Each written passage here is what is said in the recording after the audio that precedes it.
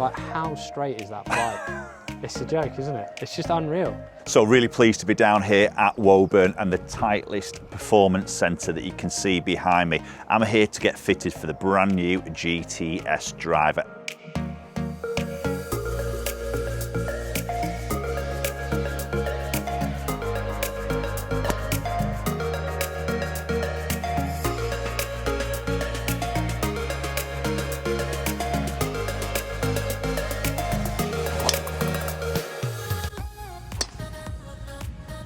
So, obviously with moving from GT to GTS, a lot of people are going to be wondering, like, what have we done?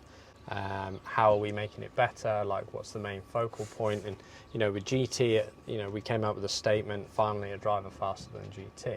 So how we've managed to make a statement like that and what we focused on is, in the industry, there seems to be like a trend. The manufacturers either go for distance or they go for consistency and accuracy, right? And it's like two sides of the scale. Why should it be one or the other?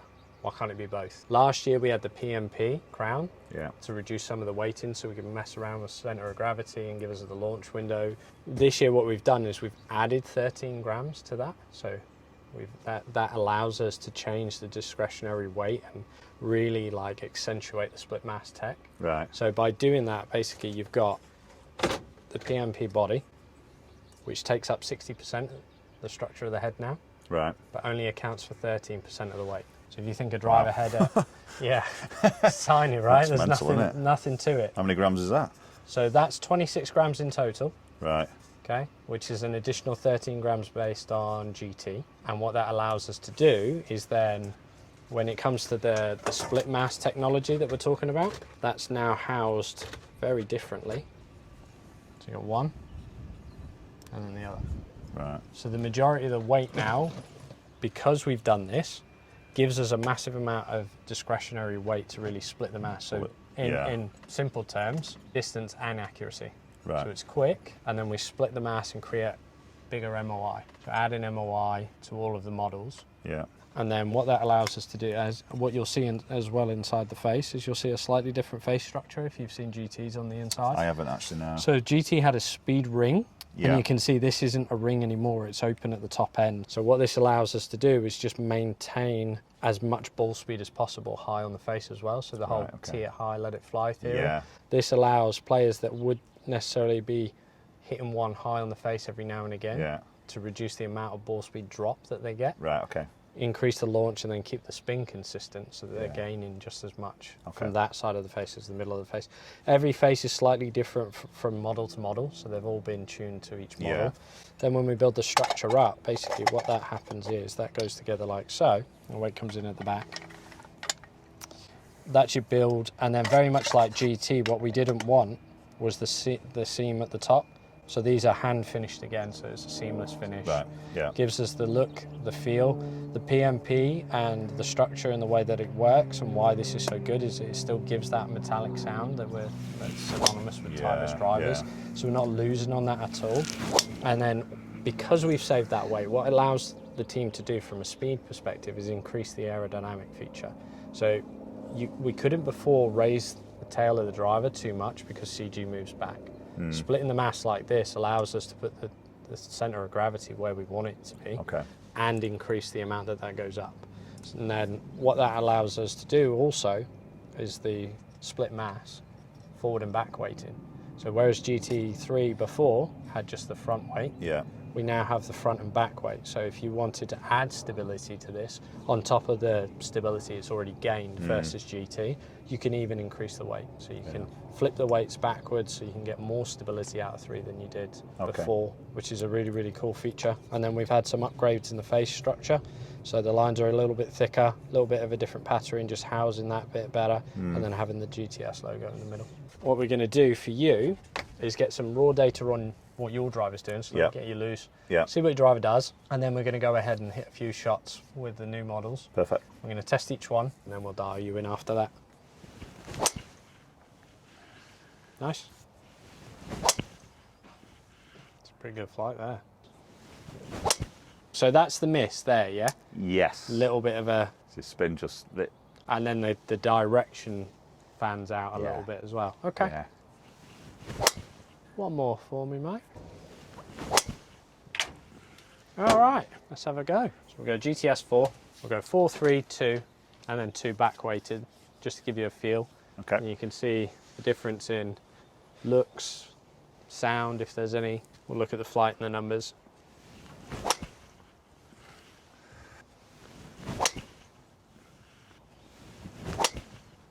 How do you feel? Yeah, good, solid. That last one didn't I? Found the middle of the club there. There's a different sound to the GT when you went through 4, 4 Did you and notice 3. a difference in shape at all, or size? Not really, no. Okay, so GTS4 is now 460cc. Right, okay. And the shaping in terms of is different from 3 and 2. So 3 and 2 we've gone for more of an aerodynamic, Is it a bit bringing more the boat up. So if you look at it from this angle, this is probably the easiest way of looking at it. So that'll be, you can see how the tail end comes up dramatically. 4 is 460 and more TSI shape. Right, So yeah. you can see it's flatter to the ground in the heel and more of that pear shape. The reason being is 4 is our low launch, low spin model. So we weren't looking to like do anything with that. We created the 460 and the split mass for the same MOI characteristics, but that's the... So would you say that's as forgiving as the 3 or the 2, or is there still a little bit of a split in forgiving? I mean, it's obviously a lot more forgiving. It'll definitely be more forgiving previous than 4. models. Yeah, from GT range. And the shaping was a little bit more of a tour feedback as well. You know, our tour validation and testing with our tour players comes in. Some of the players would like to mention they would like to see that shape back a little bit, so they added that into the 4 model. You can definitely make it more forgiving. Okay, so GTS3. Is that like an overcompensation for the lightness? Okay. So if you were looking for something out of a driver at the minute, any potential gain in speed, great. Yeah. But would you say like control? Yeah, 100%. Yeah? Yeah.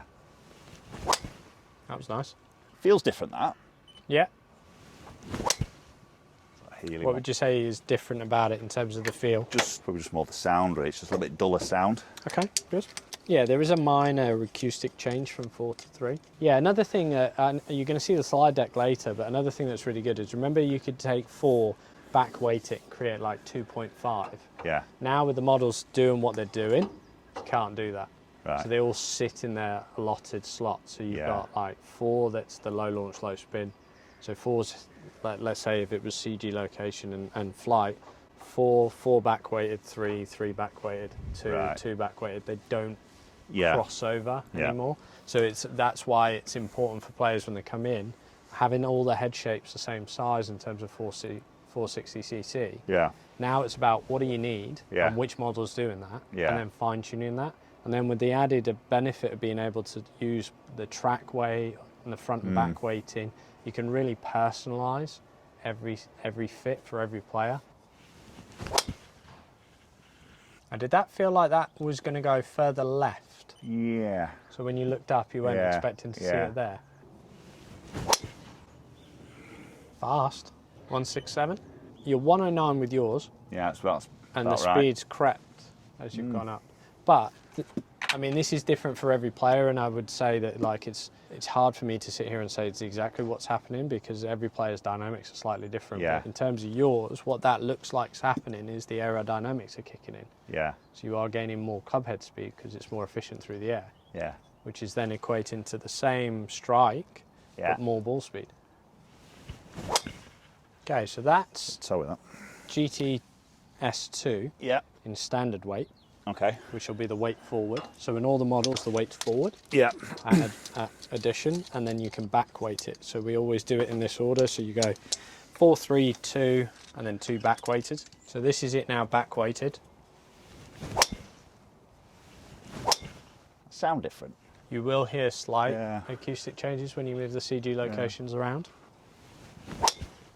So if you look at the data here, you can see you've got TSR, 9.5 on the launch, 2.9 spin, which we talked about at the beginning. You tend to catch the little low one, it spins a little bit. Land angle's good, peak height, 268, right? GTS4 for you wasn't as good, and then you can see the low launch and the lower spin model and then the low flight. You go to the GTS3, again, lower launch, a little bit higher spin, 263. When you got into the 2 and the 2 back weighted, you picked up quite a bit of speed. So it's a case of now we can look at potentially taking the 2 head there and messing around with the CG, messing around with the weighting system and the setup. pretty good there. 166 again. Definitely fast. A little bit, it's a bit peak height with that back way, isn't it? Have a little play then. Right, let's try blue first then. That feel different when you swam? Yeah. In what way? It felt a bit more stable, because that was a low heel, that. Yeah. And that held its line a bit, didn't it? Feel harder? Yeah. So what's the difference between that and that white? Bend profile will be very different. So in the white is, we've added 1K white, blue and red to the mix now in an RIP form. And what they do is the white is replacing the 1K black. Right, okay. It's just a bit smoother. Yeah. In terms of feel for players. Yeah. Whereas when you go into something like Ventus, obviously that's going to be a little bit more like firm tip and handle in the blue, softer in the midsection. Black tends to be a little bit softer here, but like stable all the way through. Yeah, you could feel that's the way it felt under the handle a little bit. And then the red is obviously, it's more active down the bottom section for a player, but that was nice. Just feels stiffer up here and a bit heavier up there. Do you like that or don't like? Just feels hard. Okay. Yeah, it feels a bit softer. Good though, right? Yeah. So there's room to wiggle in there. So you can see when you've got the weight back weighted in the two, yes, it's very forgiving in terms of direction for you. Yeah. The spin creeps a little bit too much.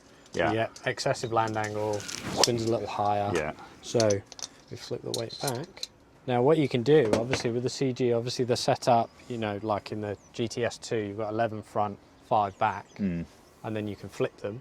Yeah. But then you can still add the additional. So where you had GT last year and you can go 2 grams more, 4, 6, or then take away 2, 4, 6.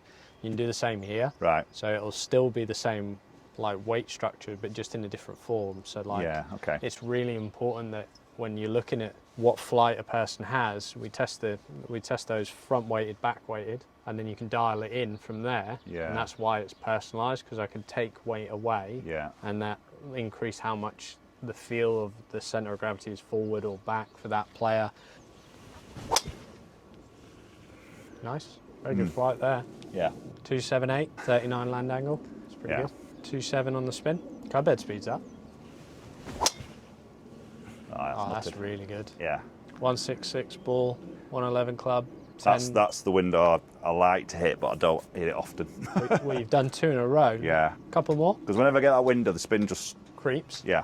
Hit 2 there, tighter than all the others. Yeah. And there's another one.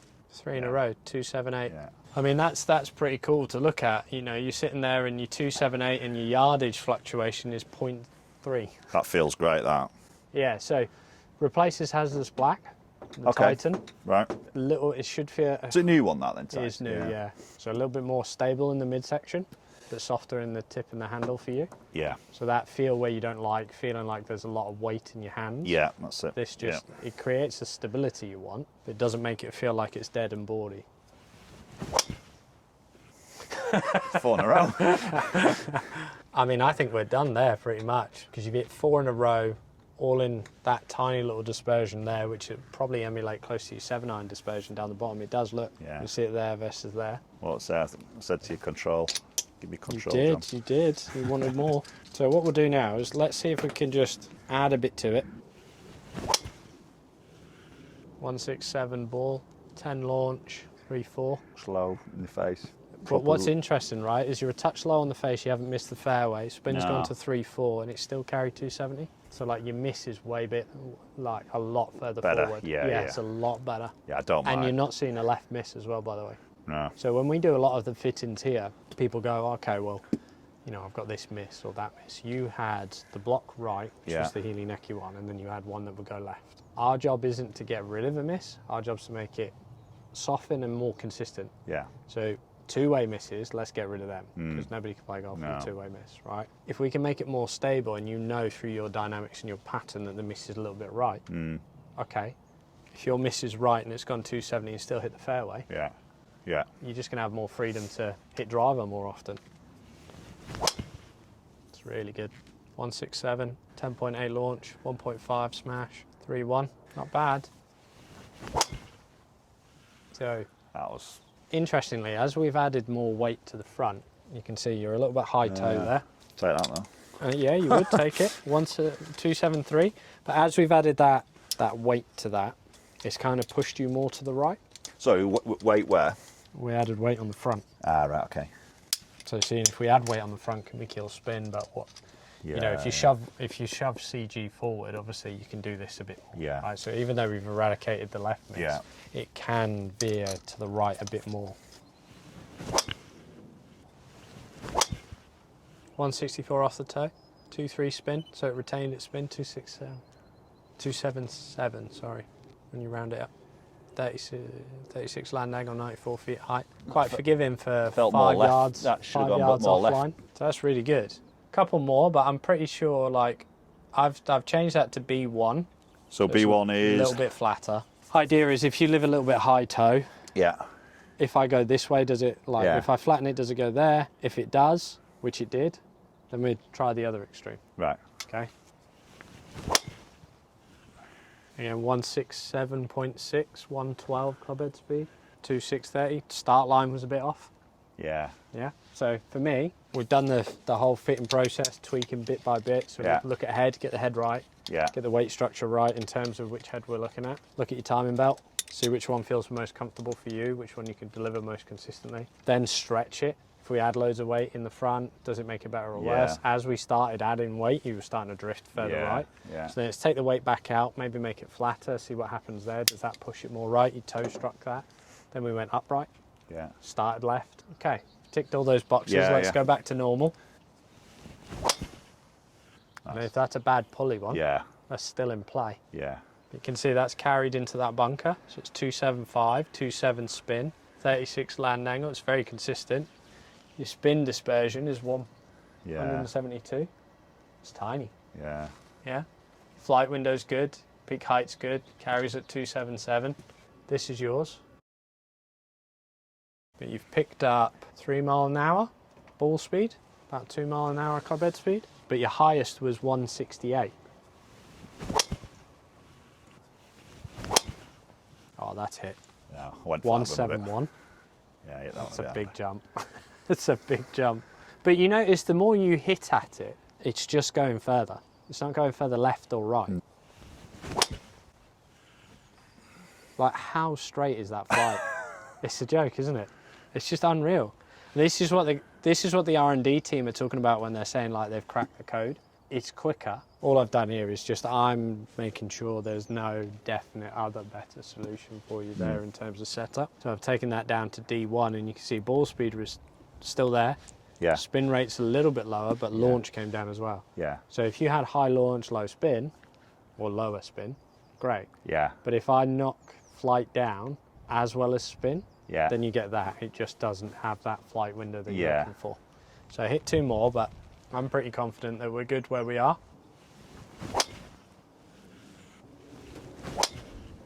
Yeah, nice. Again, 167. So even where your swings are getting tired, your ball speed's staying the same. But it's pretty good. Yeah, very impressive.